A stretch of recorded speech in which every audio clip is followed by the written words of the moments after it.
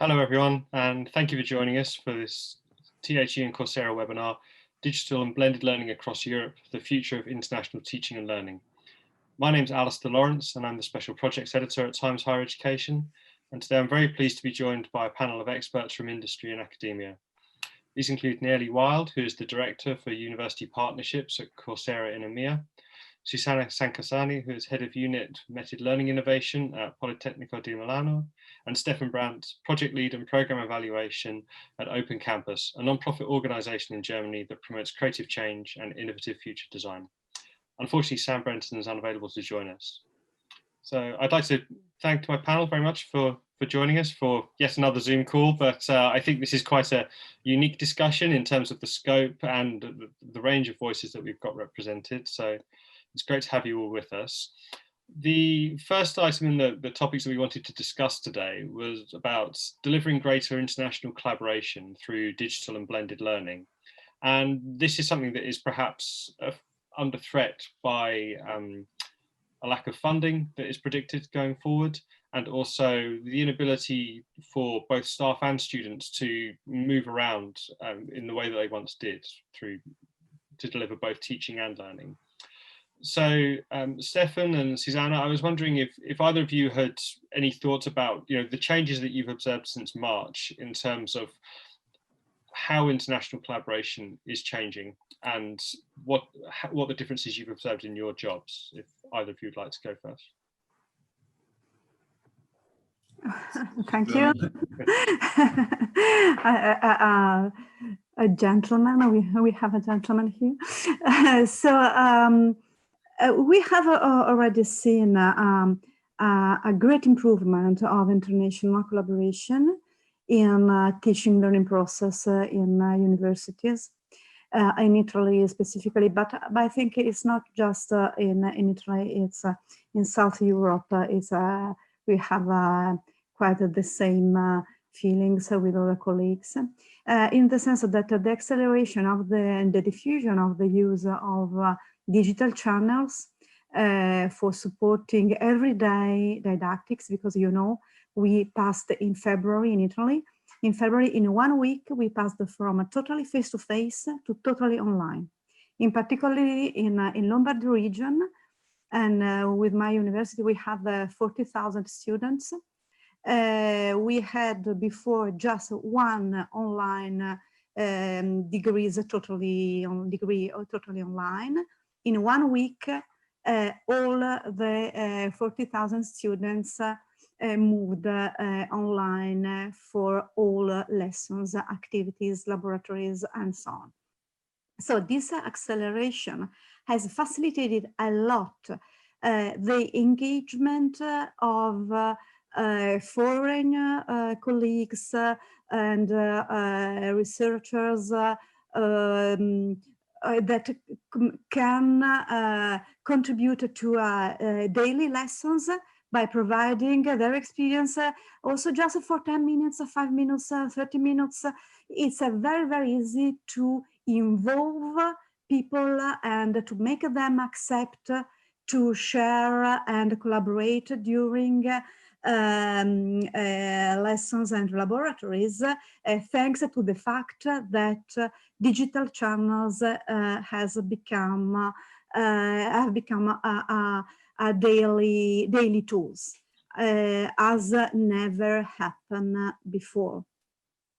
Okay, thank you, Sana. It's I think it's worth saying that something that maybe gets missed when we're talking about digital transformation is that so many universities were beginning this process or had undertaken it already, that what we've seen in the past 6 months is not necessarily anything new, but very much an acceleration of what we were doing and delivering it at scale and for many more people in much broader context. Stefan, with your background on sort of innovation and design and very much looking to the future as part of what Open Campus does, I was wondering, what are the changes that you've observed since March? Yeah, I think in Germany, the teaching at the universities were very locally centered, because I think one of the differences maybe to a lot of other countries is where the students pay tuition, that the education itself was not a main focus of universities. There was no customer in that sense. So the research was the focus, and yeah, the professors were teaching, of course, some more engaging, some less, but it was not and the level was quite homogeneous across the universities in Germany. And there was not a lot of exchange going on because it was not a major focus. And I think what happened due to the crisis is that all of a sudden the teaching got into a center of attention because just to make it possible, because before everyone was doing basically the same, having his lecture in class, and now all of a sudden people had to think about new concepts to integrate online content.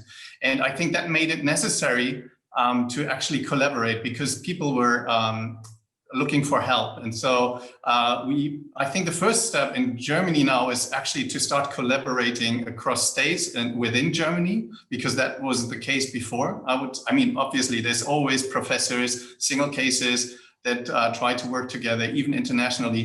But in a broad sense, I'd say there was in 90% of the cases, no collaboration that you would use another professor's teaching content. And I think this process is now started. And so there is platforms like in Germany, the Hochschulforum for Digitalisierung, where you have a MetaMost chat and people exchange, trying to find the best new concepts, giving them subs tips. So I think that's a main shift in Germany, and then also teaching got more into focus, as I was saying before. So that's what I found really interesting now. It's great to hear another positive example of the change that's being affected by this. Nelly, I saw you nodding when Stefan's remark about people needing a greater need for help and perhaps a roadmap through this, because not every country, not every university is similarly equipped to respond. So given that Coursera have this massive uptake in demand for its products, I think it's something about like a 650% rise in business for you guys in the past 6 months, which is well, firstly, congrats, but also I was wondering, what are the major trends that you're seeing in terms of merging into the help that people require and the type of collaborations that are now taking place? Yeah, sure. I think, or no, it's fine. No, sorry. You're eager to address that one. Yeah. So I think in terms of what we're seeing and in terms of the trends, I think we can look at it from two angles. Firstly, from the trends that we're seeing with regards to the skills that are being needed, and the trends that are also being looked at from a need to be able to accelerate digital learning. So I'll start with maybe the trends that we're seeing in terms of data and enrollments, and look at it from that angle, and then address how we're kind of working with universities to support that. So I think first of all, as you've mentioned, we've seen a big rise in learners on our platform. We have over 70 million learners now, and they've collectively taken about 147 million enrollments. In Europe specifically, we have about 13 million learners and about 30 million enrollments across the region from which we can draw our insights.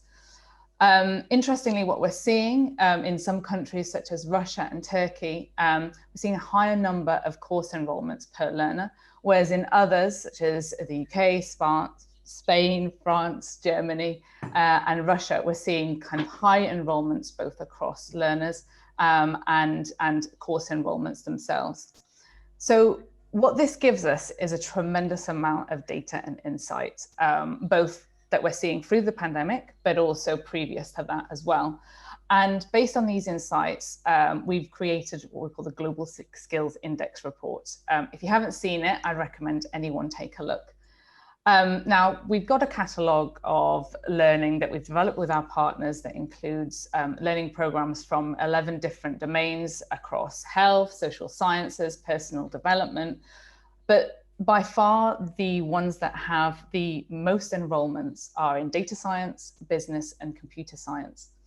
And that's because the skills that they cover form the backbone of the fourth industrial revolution. When people talk about digital strategy or cloud computing or the Internet of Things, what they're really talking about is skills within these areas.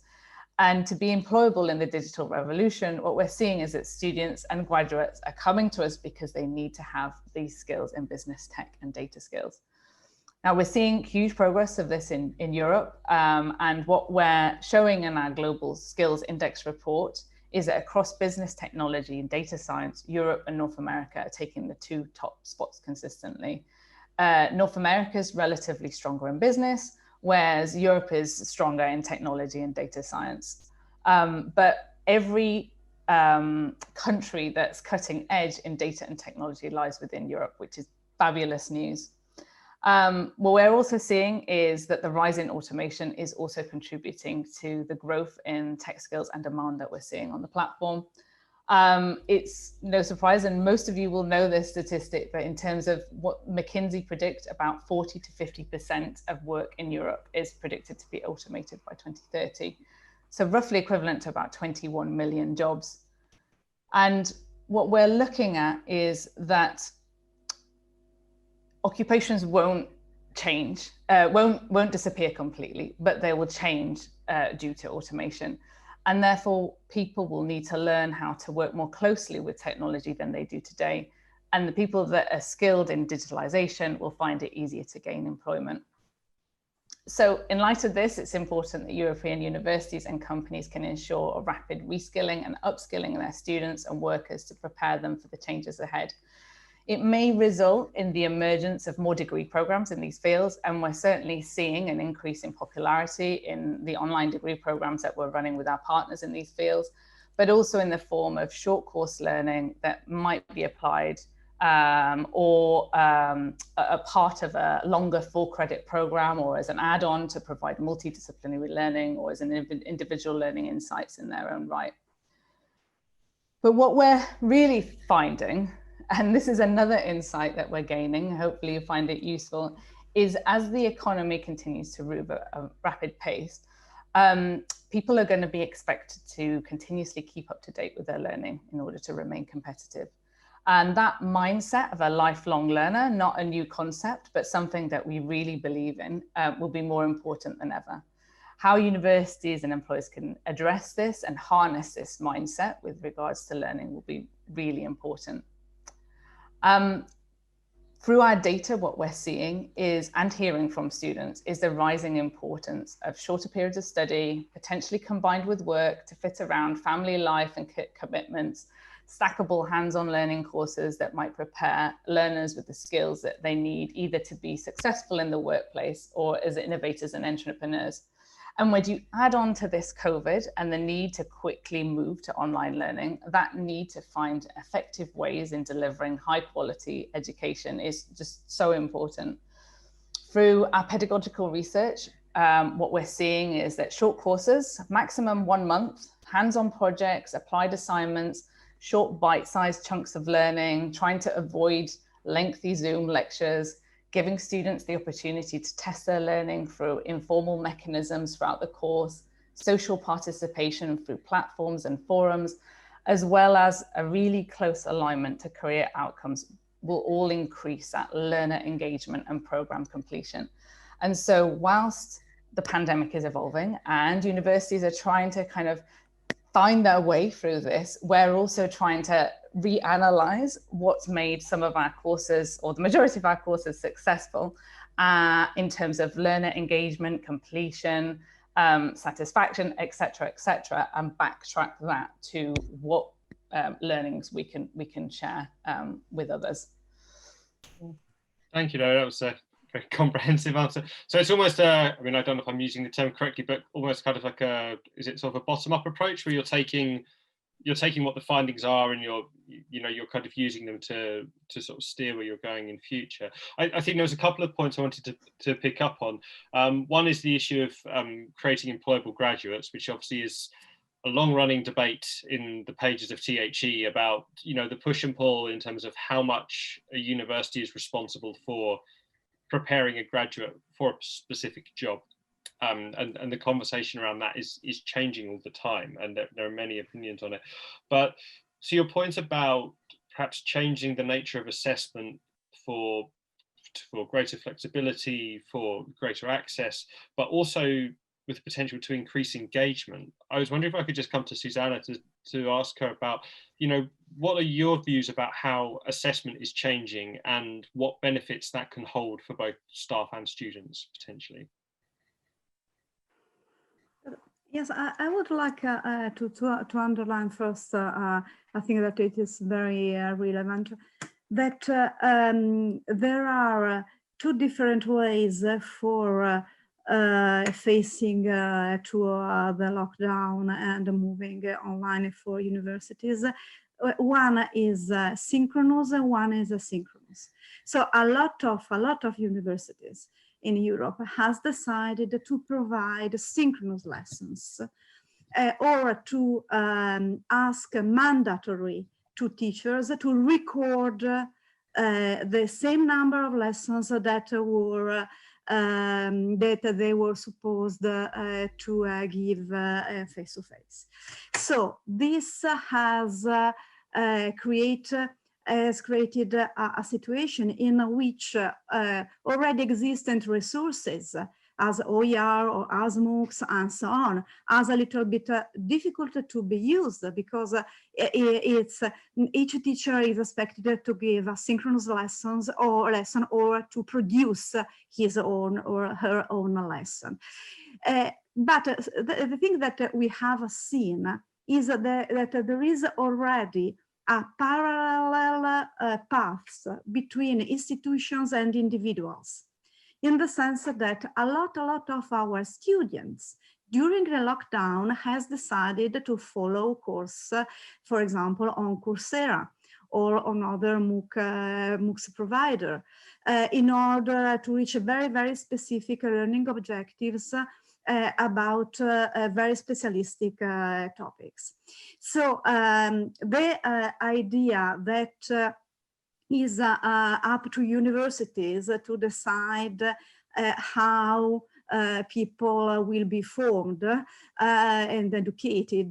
Perhaps it's a little bit anachronistic in the sense that now the individual has a different force to decide his or her own path through the offer, face-to-face, online, and so on.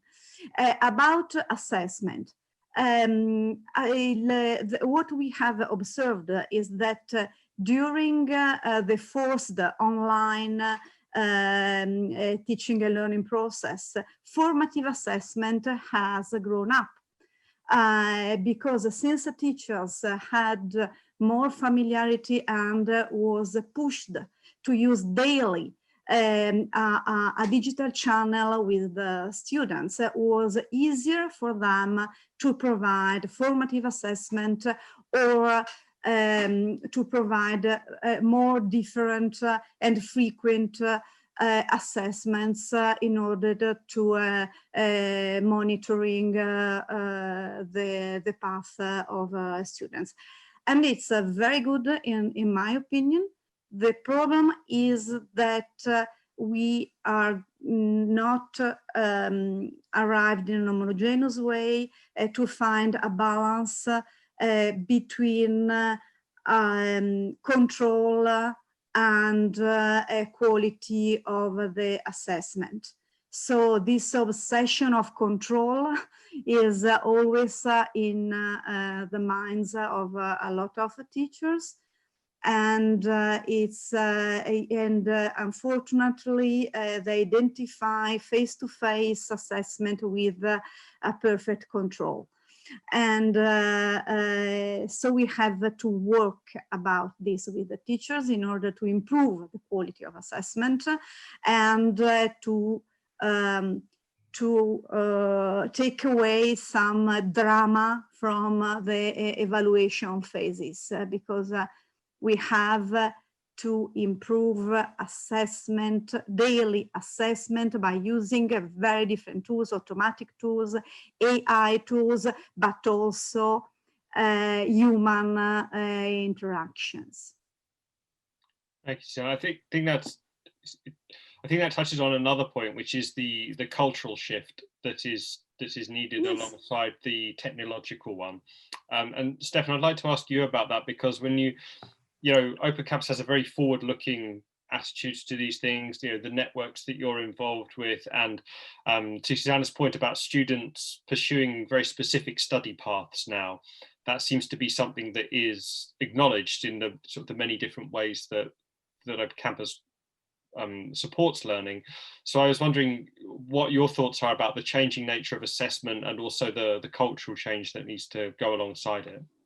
Yeah, I think the main shift is the cultural change. As I was saying before, that actually the teaching is getting much more, and the quality of the teaching into the focus. And the heterogeneity, because before everyone, as I was saying, was giving his lecture, and now it really depends on the professor if he's just, and also on the technology used, because data privacy is a big issue in Germany, as you maybe know. And so a lot of universities, they don't allow using Zoom for teaching, for example. So they must use Jitsi, Adobe, whatever software. And often they are very restricted, for example, that you can share only one video stream. So the professor has to teach in front of a black screen, basically, doesn't even know if his sound is well, like he doesn't have any reaction. So that's really demotivating for the teacher as well. So there's a lot of technical issues, data privacy issues.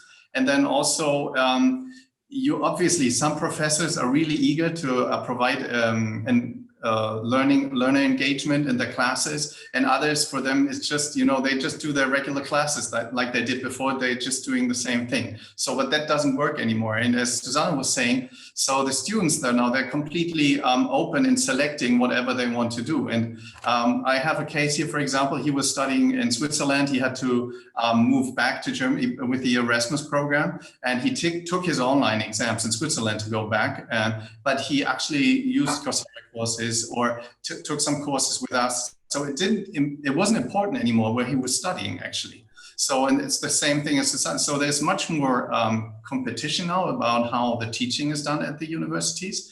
And there's some higher education institutions here, like distance learning education. So they are much better prepared to do the same things online. And I think the cultural change is the main thing. And the assessment aspect, I think, is something, the formative assessments were already a little bit on the rise, but I think nobody was, at least in the higher education context, that was not very practical thing to do, because it wasn't online. There was no digital instruction, at least in 90%. There's always exceptions, I was saying, but in the general case, there wasn't. So I think now when you think about new concepts of teaching, and you don't want to give the same class you did in classroom before, and then you end up in using taped courses or taped content from maybe other teachers, other professors, or maybe you do it yourself. And then you have to do other things in class and using breakout rooms, and you want to know where your students are. So I think it's very much closer to use a formative assessment. At least that's what we are doing. The first thing we are doing in class, we're having some multiple choice questions, and just finding out, you know, who had the time to do the video lecture last week. How do we put the groups together into breakout sessions, maybe? Because maybe it's nice to have someone who's a little bit more advanced and show the others how it works. Or maybe then at the next round, it's better to have the more advanced group together to have a higher discussion on a higher level. So I think there's a lot of other ways, and it's really easy to switch groups, because what we noticed as well is that in presence, you wouldn't change groups that often because it takes a lot of time. You know, you mix up new groups, and with the breakout sessions, it's so easy. It's just a matter of seconds, and everyone is in the new group. And so there's a lot of new things how you can improve your teaching. And yeah, I think that's just a push forward that we wouldn't have had otherwise. Yeah. But I can comment a little bit on this. For example, yesterday I gave my lesson, my first new lesson, totally online to researchers about their teaching skills. And it was online with an online platform, and it was totally inductive. So they started to work together on a shared blackboard with a mirror, for example. We have shared the spaces for each group. Each group had a breakout room in the conference system for discussing the results and for sharing results in the shared blackboard. And step by step, we discussed all together the results, and after they came back to their breakout rooms, and so on. And just at the end, I provided some theoretical background, and today I'm sending them all the link to the online lessons in the MOOC that can be useful for them in order to go deeper in the theoretical aspects. You see, we need to mix the different dynamics, synchronous, collaborative, asynchronous, and MOOCs in a richer learning teaching experience. I think it's interesting to get that insight, and I think also, Stefan, you touched on the Erasmus program, I think, and still now there's a lot of differentials between, you know, which countries are taking in Erasmus students and which ones aren't, and managing that kind of uncertainty with online in education is a no-brainer in one respect, but it still requires, you know, the level of coordination and collaboration that we've been talking about. I suppose my other question really, particularly for Susanna and Stefan, was, do you think that as students get used to a different way of learning that is more flexible and more amenable to their needs, do you think the demands will start to change long term in terms of what a student wants from a university degree?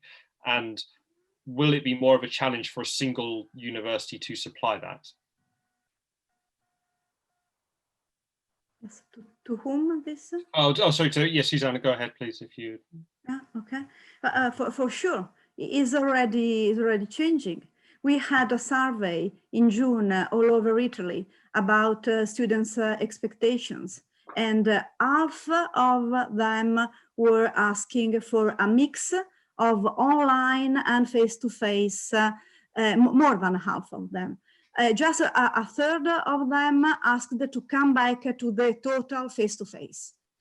Because they experienced that if the didactics is just a frontal lesson, you don't need to move on and go to a university and with that is not sustainable, because they are also very sensible to the sustainability topic. They are the greater generation. So it's very, very important that if they move for something.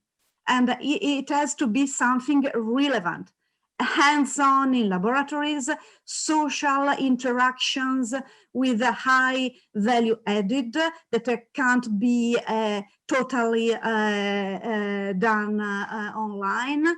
So if they move, it has to be for something relevant. And this is a very big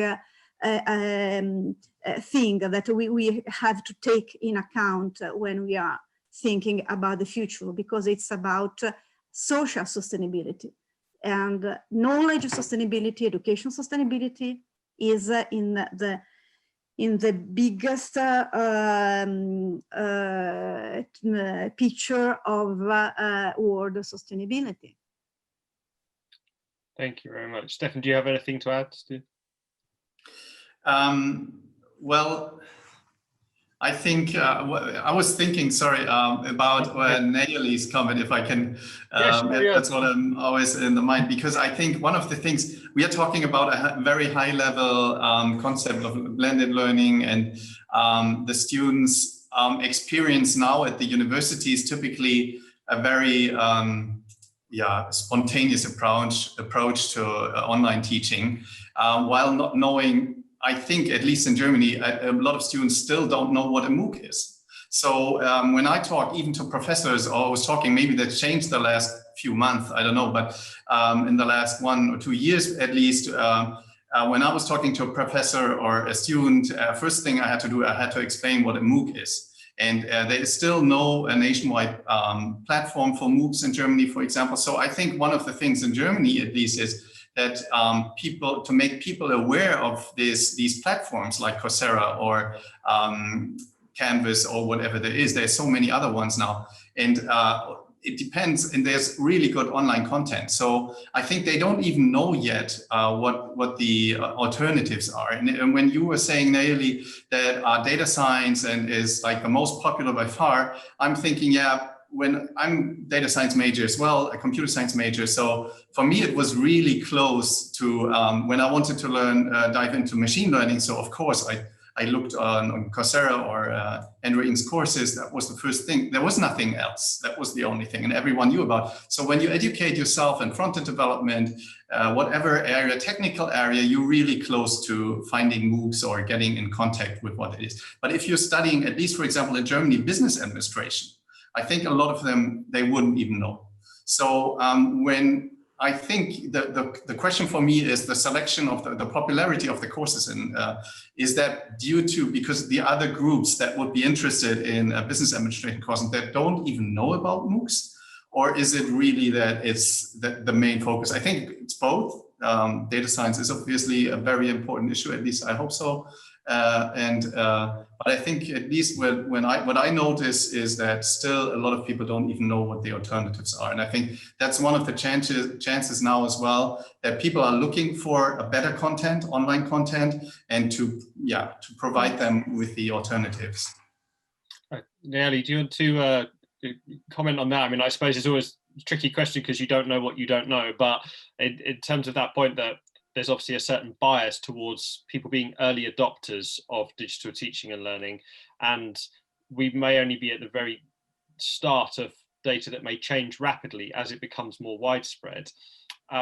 What kind of conversations are Coursera having with universities along those lines? Yeah, sure. So I think I just first want to draw on Stefan's point about people not knowing about MOOCs, and I potentially will support that. It changes from country to country. People in the know and in the know around kind of digital education and savviness around, you know, where to get information from, etc. Those students will understand that. But students that have been on a kind of more traditional career path probably wouldn't. I hold my hands up and say maybe 5 years ago, I didn't know about MOOCs, and I didn't know what was available to me. And things have come on so much now. So I suppose it's an opportunity for us to really be bestowing the values of online education, both to students and teachers, and almost kind of trying to pave the way through demonstrating what they can get and from where, without selling to everybody Coursera for Campus in this. We just launched a new basic plan that basically allows universities and students to take one course per year for free and unlimited guided projects. So I think a lot of our competitors will probably start doing the same type of things. And hopefully those types of initiatives that have been mainly in response to the pandemic will hopefully kind of accelerate that awareness of what you can start to do. I think from a teacher's perspective and the conversations that we're having with teachers, what we're really noticing from our early adopters and some of our partners is that they're using the Coursera for Campus platform, some of which include their own courses, to really kind of try and move towards more kind of blended flipped learning. Stefan, you mentioned what you're trying to do in your classroom. I think it's fantastic. I think, interestingly, when we think back to traditional forms of, you know, higher education institutions like the Oxford and Cambridge systems, flipped learning is really a kind of modernization of that traditional teaching method, you know, in terms of having to do all your learning before your tutorial, and then entering your tutorial or your seminar and actually talking about the subject matter, discussing it, you know, kind of trying to pinpoint higher order kind of thinking skills and concepts. That's everything that online learning can provide. If you get the kind of basics out of the way and the kind of learning from your home, and then enter a discussion point with your professor, you'll both get so much more value out of the relationship. So it's great to hear what you're doing. I think a lot of other people are starting to embrace that. It's a slow journey, but hopefully with the types of platforms that we're all providing and all the kind of courses and specializations and projects, etc., we'll be able to kind of provide that backbone and that foundation to be able to support that. We're adapting our offer in view of the feedback that we're getting for universities. So Coursera was initially launched as a platform to widen participation around the world, but mainly through a direct-to-learner capability. And we launched Coursera for Campus last year, and that has been accelerated through COVID as well. But what we're really seeing is that we're starting to improve and add to the courses and the learning programs on our platform in view of what universities are telling us and how they're trying to use online content alongside face-to-face learning. And we're also trying to improve some of the functionalities that will help support, say, for example, more robust assessments, as we've spoken about, or the ability for teachers to be able to easily convert their online recorded interactions directly onto the platform for kind of private session sharing, etc. So there are lots of different things that we're trying to do.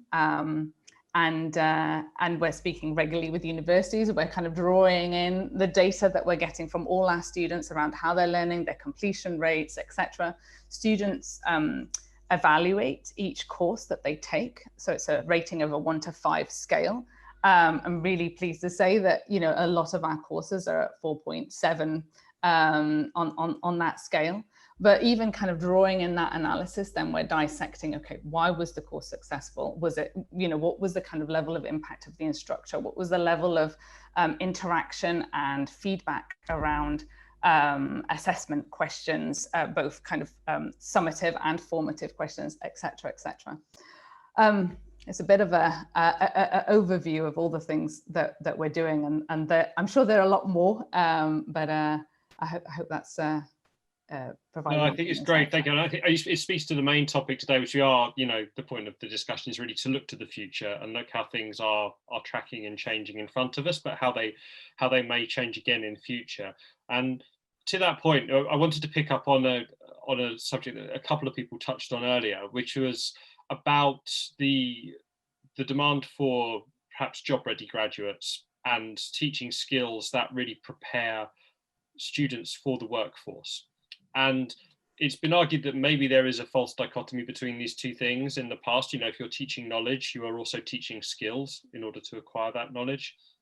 But increasingly now, as credentials look to become more stackable and more specific, and Suzanne, I thought it was very interesting what you said about when you watch how students behave on their own, they will quite often track to a very specific path of learning. I was thinking, how much has the criteria changed around creating job-ready students, you know, in Italy, in Germany? Is there external pressure from the government in perhaps the same way there is in the UK? Or are universities still very much allowed to sort of set their own path? Are they deciding for themselves the mix of skills and knowledge that they teach? In Italy, from this point of view, universities are totally independent, and they take their own decisions. But they are more and more in a good relationships with the social environment and the companies in particular. This is leading to create particularly new transdisciplinary courses, because what we are seeing actually is that it's true that we need a very, very specialistic knowledge, but also we need people able to put together two different relevant disciplines. For example, we have just started with medtech course in which students will get a degree in medicine and in biotechnology, in engineering, bioengineering, because it's needed the convergence of these two different cultures in order to be able to manage wicked problems related to health.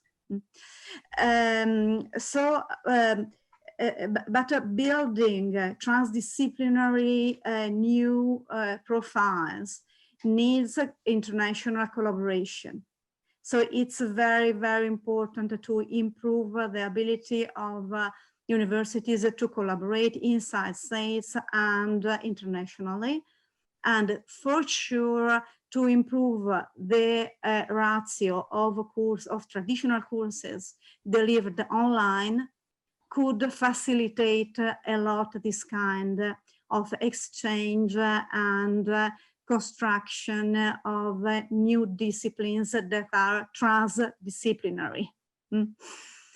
So it's a great challenge. A great challenge is not just to find the new course about mechatronics. We need a new vision of transdisciplinary education, and also the problem is that the career of teachers is locked in specific disciplines. So it's very difficult if you develop your research in a transdisciplinary field to be recognized to have this research recognized. And this is a great obstacle. But we see that when we build, for example, online courses, it's easier because you are a little bit outside from traditional chains, you know. Yeah. I think, Stefan, I wanted to come to you about this because I think when we talk about STEM subjects, it's particularly interesting because, as we've already mentioned, perhaps STEM students are early adopters for blended learning and digital learning. It's a space in which they are comfortable. Many of their subjects are well suited to learning online and international collaboration. However, not to pick on computer scientists, but when we speak about employability, a lot of the arguments that have been published is that you can hire the most brilliant team of computer scientists, and if they do not have skills such as the problem solving, the collaboration, the ability to listen, there's a limit to you perhaps are producing less than the sum of their parts. So teaching skills alongside STEM, I think, is something that we are publishing more and more comment and analysis about at THE since March. And I'd be interested to hear your insights from being from that background, what you think.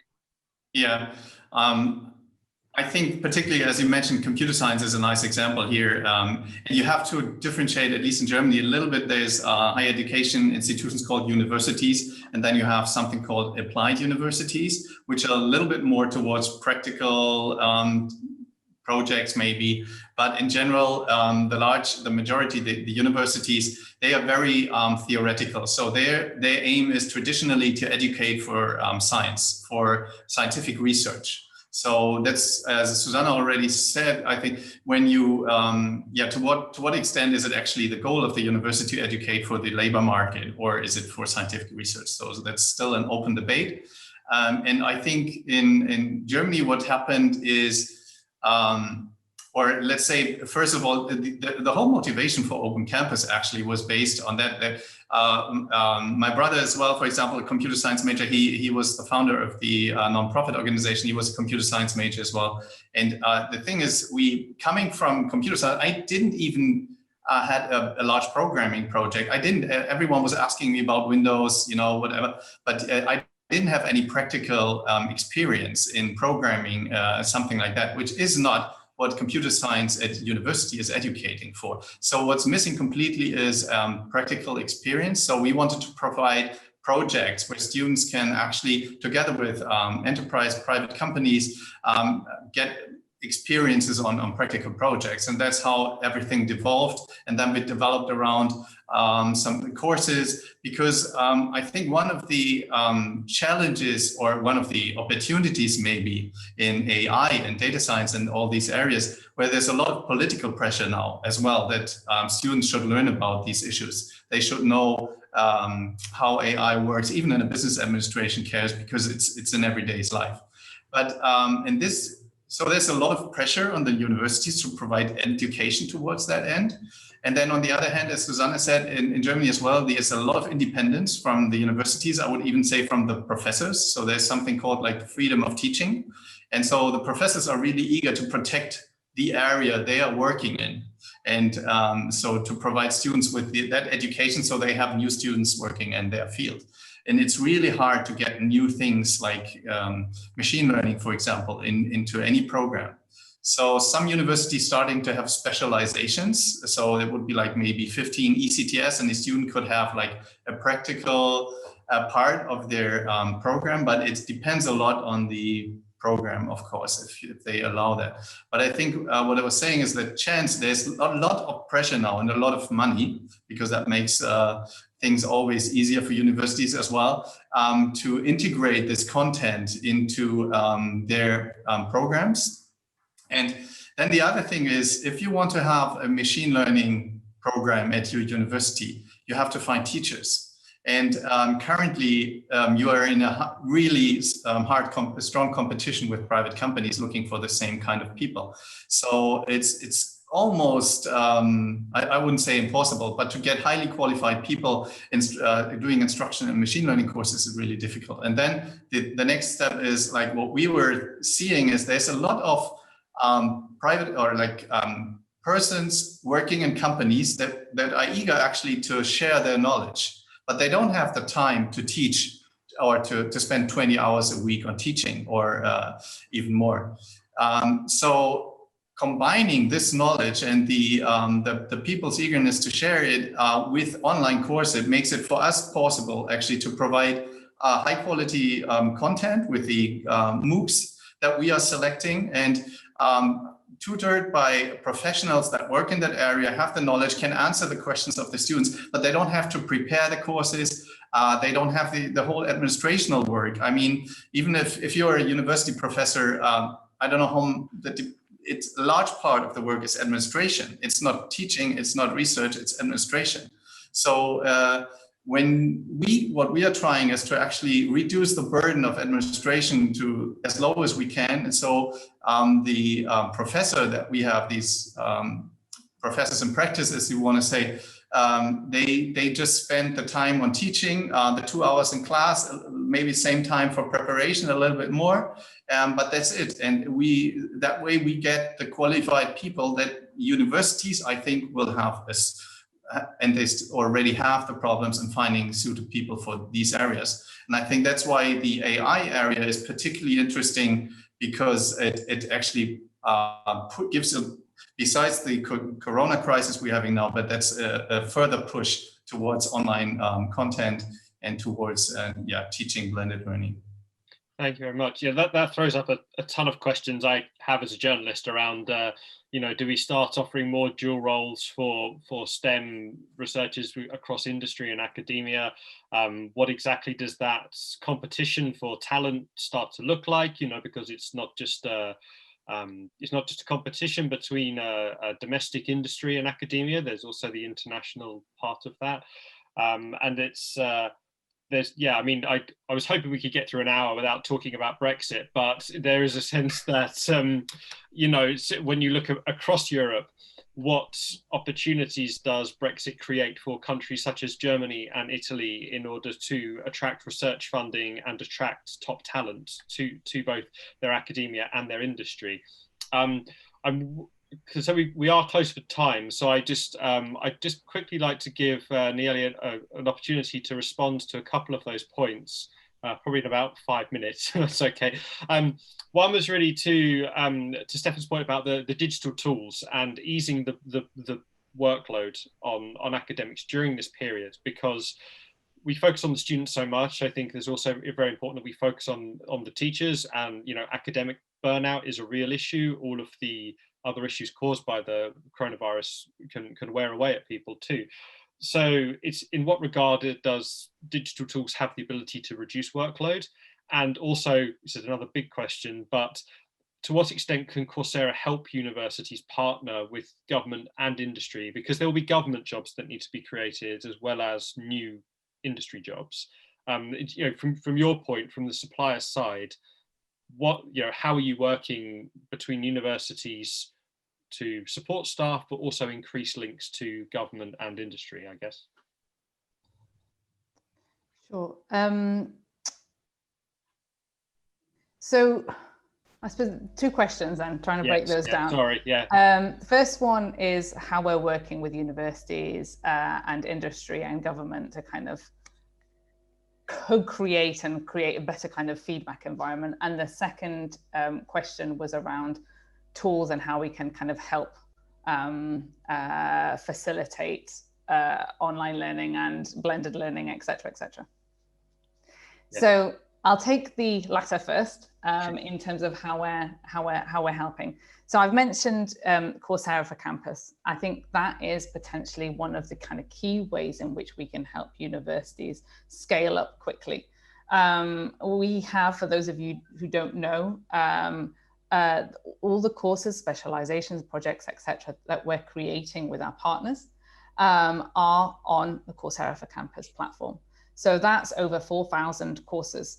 We're majoring obviously in the skills that we're seeing that are in demand, data science, business, computer science, but we're also developing more and more courses in health, social impact, and courses that will really kind of help students not only with their academic or skills-based learning, but also with their self and their well-being.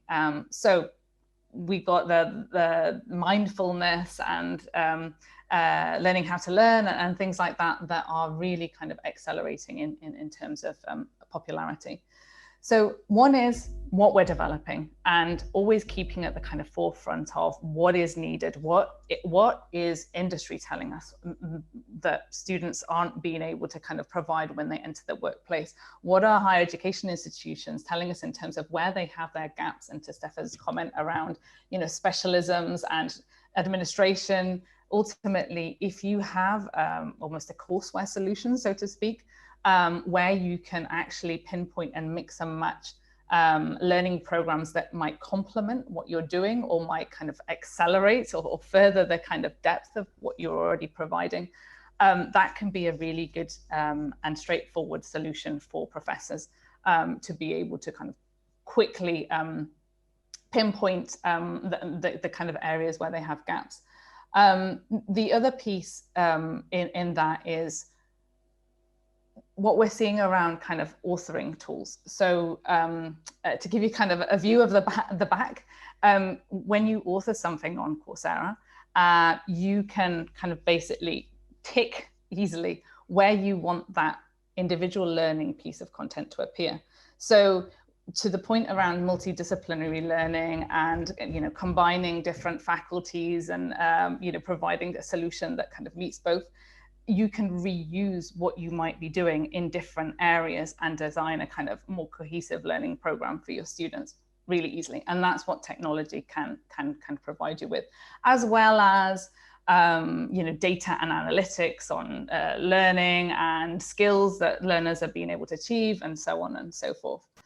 To address your point around how we're helping universities build stronger links with industry and government, I think 100% that's something that we can do and that we're doing. So you've got the perspective of what's happening in the background and all the data that I've mentioned from the 73 million learners that we're receiving, together with, we've got a team of content strategy experts that are looking towards in the future around jobs in demand, skills gaps, etc., combining that all into then the feedback that we're providing our partners. The content that you'll be able to see is coming directly from the feedback of what's missing, essentially. We have, if you can imagine a triangle, we call it the Coursera ecosystem. So you might have learners at the top of the triangle, the 73 million learners. Then you have at the second side of the triangle, we have over 200 industry and university partners. And then the third part of the triangle is the institutions that are using the courses and specializations to be able to kind of address a need within the institution, be it universities or governments or higher education institutions.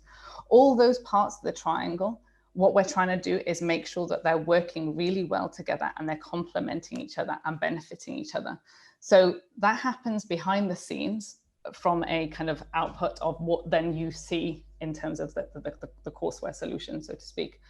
But what we're trying to do is take that one step further and really bring together those different kind of stakeholders both in a physical way or now virtual way, so to speak, to be able to co-create. And that's a big passion of mine, is how we can actually break the boundaries of industry and higher education and actually bring those people together to be able to define what is the best solution, what are the needs, and how we can kind of bridge those. Okay, thank you. Sorry, yeah, that was a pretty complicated question I asked you, so I appreciate you getting through all of the different areas of it. We've got about 5 minutes left. We won't have time for all of the questions that we've had posed, but I think we've touched on some of the questions as we've gone along, which is hopefully helps people. And also to reiterate that there will be a summary article put up on the THE and Coursera Hub if anyone would like a summary, and also the entire video recording will be shared online as well. I mean, I think to pick one question, which is a relatively short one, Professor Judith Lamy says, there are some examples of industry and university having shared roles. Do you think this will increase, and what is the likelihood of shared roles across universities? Stefan, Susanna, do you have any thoughts on how that might change in Germany and Italy? Shared roles? Sorry, I didn't get that. Shared roles, so somebody working in academia but also working in industry. Yeah, I think that's also something, because that's in the US, it's really common that you are a Stanford professor maybe and at the same time working at a Silicon Valley company. But that's something in Germany, a lot of people would consider as that you lose the independence of the research, that you get dependent from a private company. And so that's something traditionally really important, that the person who's teaching at university is independent from any company and he's not doing company research or towards the ends of the company. So I think this is really difficult still. And maybe separating research and teaching, like we are doing it a little bit, is one way of providing new roles. So because the skepticism about this shared role is more or less about research. And it's less about teaching, I think. So when you just restrict it to a teaching role, I think then it might be one way of making this more popular. And I think it has to, because there's not a lot of sufficiently teaching personnel, I think. Yes. Thank you. Susanna, you were... Yes, I can just add that I think that a process that we can call knowledge raising, as a fundraising, we have also knowledge raising, is a duty for public universities, in the sense that public universities have to be in touch with the social environment and to support the emergence of knowledge and its formalization. And for example, the joint development of MOOCs between universities and companies, universities and GLAMs, universities and ONG, and so on, is a great opportunity to work together, because we see that often companies have knowledge but have not the same ability that universities have to formalize knowledge and to see it from a pedagogical perspective, and to develop together educational projects. And the MOOCs are a great opportunity for doing it, because are usually short programs in which you can engage a diverse group with people coming from companies, institutions, and universities, and is a win-win game, because when you publish and you share it, everybody has the recognition of his own contribution and a brand exposition opportunity, and also the opportunity to share the knowledge and to create an education, a new path. So we can think about this role of knowledge raising for universities. Great. I'll just add to that. Of course, piece. yeah. So I was speaking to one of our partners earlier on this year, and she was telling me about the immensely rewarding experience of a knowledge of being able to reach people across the world. That, you know, in a traditional environment with traditional face-to-face teaching, she would only be interacting with, you know, a limited number of students. But knowing that she was reaching people in Africa and different parts of the world, people that potentially might not be or have the means to be able to access, you know, education from really high-ranking experts and universities, was just so impactful for her as a professor. And in a sense, you know, when we're thinking about the kind of reward that our faculty might get, you know, it might be from a piece around knowing that they're making a change in the world. It might be from a piece around developing a standpoint and an expertise that then they might then be able to, you know, win awards, et cetera, because they're kind of driving knowledge in a particular field. Or it might be that then they're getting noticed and collaborating more with industry to be able to create more impactful learning that then they might take home and deliver in their institutions, higher education institutions. So yeah, it's immensely rewarding. All right, great. So I think we're at time, so we'll end there. It's nice to end on a positive note. Thank you all very much for your contributions today. So Nieli, thank you. Stefan, dankeschön. Susanna, molto grazie.